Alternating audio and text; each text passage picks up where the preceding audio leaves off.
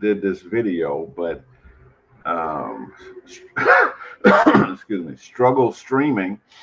What that means is that when you try something, you don't know what you're doing, and it doesn't work out well. Yeah, we didn't get a lot of sound with the video, so struggling with a little cold, but I want to definitely get this information out. This was my um, Wednesday lunch and learn. So, hey, let's jump right into it. Um, what assets make up wealth? Right? We, myself, and I, just like you, are listening to the people on the internet, right? And they're talking about wealth. They're talking about generational wealth and things of that nature, right? So let's look at the assets that the wealthy hold, as opposed to the one that people talking about make up wealth, right? So if you can see this, a look at assets distribution based on net worth tiers. Start at 10,000, we go all the way um, down to billionaires, right? A person net worth can be made up of many different things, right? Liquidity, how much cash you're keeping on hand, your primary residence, vehicle, retirement accounts, right, such as pensions and IRAs, life insurance, right? So a lot of folks like, hey, that's how the wealthy got wealthy. They put life insurance on themselves. Stop the cap. That's a straight up lie. We're gonna see it. Um, virtual, what they call it, infinity banking. Own your own bank using life insurance. It's not what wealthy are doing, right? That's what poor people are doing. So if you want to continue to be poor, and I mean economically, um, keep doing what these gurus are telling you to do, right? Primary residence, vehicles, stocks, business interests. So let's go down the scale. So if you have $10,000 in net worth, a lot of cash, primary residence, right?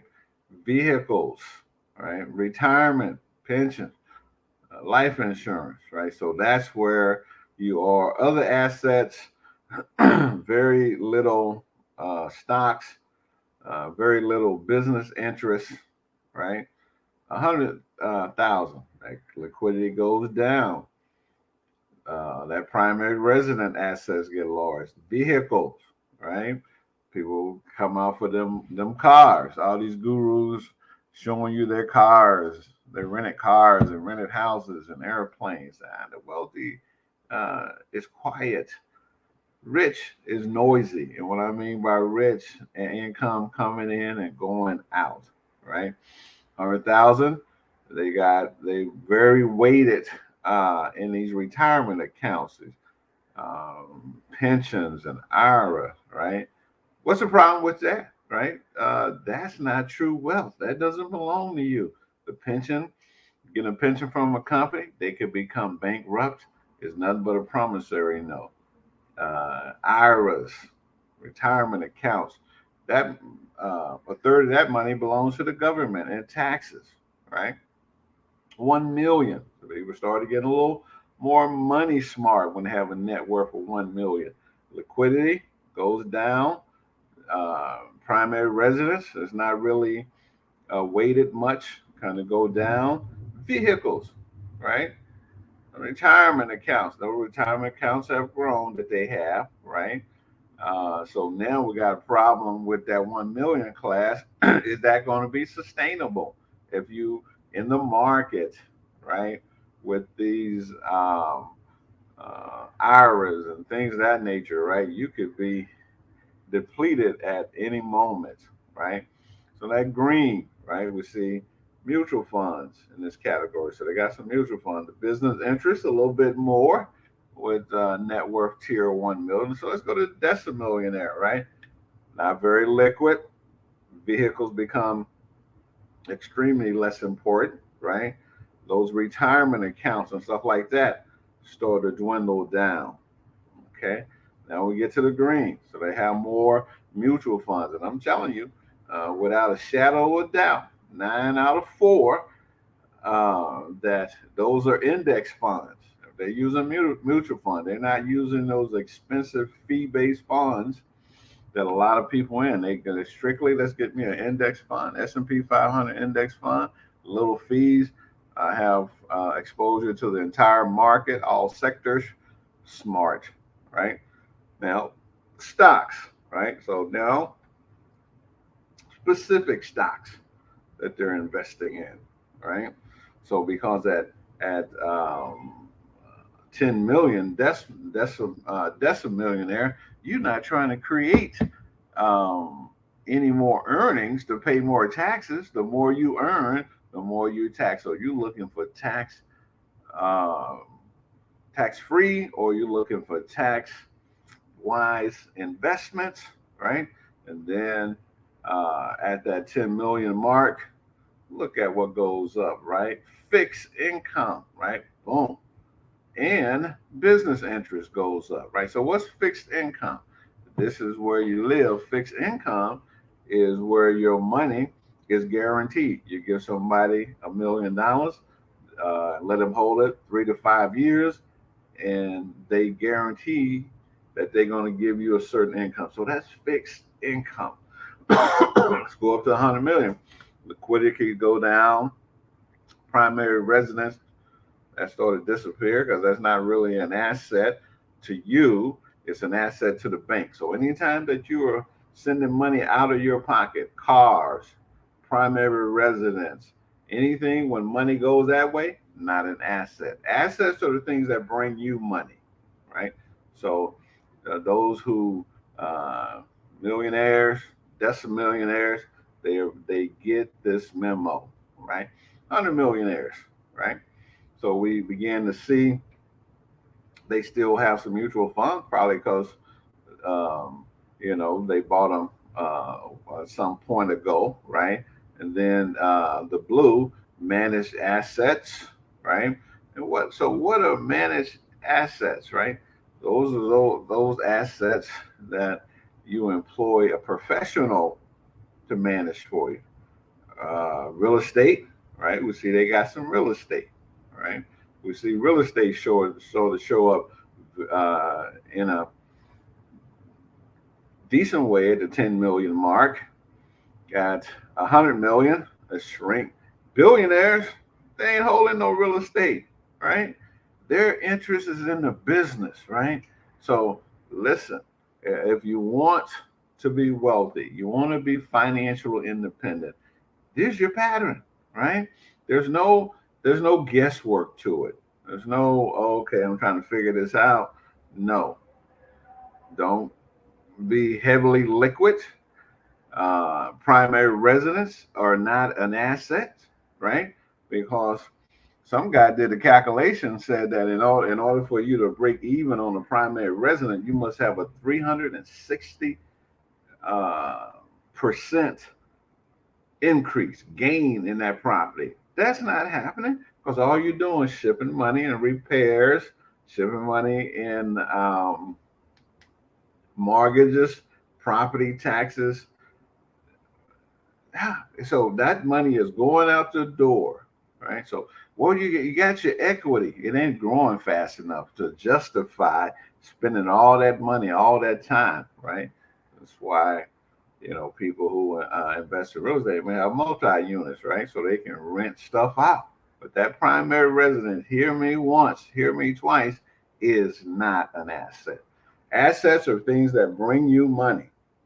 Liabilities are things that take money from you because your wealth building, your number one wealth building tool is your earnings, right? And if you're sending it out to living, cars, taxes, how are you going to build some wealth, right?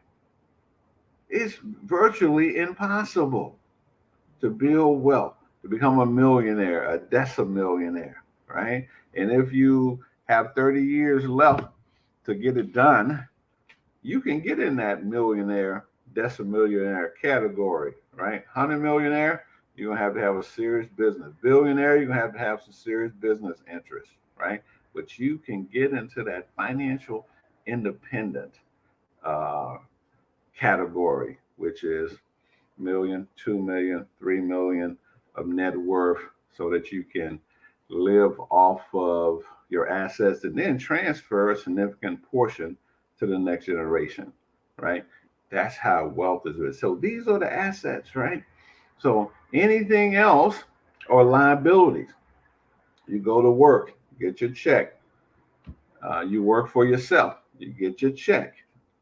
That's your earnings. What are you going to do with it? You going to start giving it to other people? Houses, cars, clothes. Those are liabilities. When you buy something with your money and it brings you money, that's an asset. Look at the asset category, right? Look at it. Take a deep dive into this chart, right? I don't recommend anybody quit their job, but what I do recommend is that you get um, a business on the side. So after working on your job 20, 30 years, you retire, then you can start your own little business, right? And if you find that you begin to make more money in your business, you might want to exit that, right? So that's it, people. Buying life insurance, being your own bank, this is foolishness, right? It's not even on the chart. As a matter of fact, as people become more wealthy, they ditch the life insurance because they become self-insured, right? They need life insurance to pay their estate taxes. No. They have tax strategists, right, to worry about that, right? So come on, listen. This is a chart. You only got a finite amount of time and you only have a finite amount of income. So, what you do with that, make sure you use it wisely. That's the point. That's the point. And stop listening to these gurus, because they flashy, a bunch of cars they showing. 50 cents already told you how that game worked. He said, hey, this is all rental stuff. This is fake jewelry I'm wearing. All right. So this is prop for my movies. No. What assets make up wealth? Business interests. Business interests. Manage assets. Right. You want to get a professional to manage. If you want to invest in the market, in the stock market, you want to get somebody that knows what they're doing.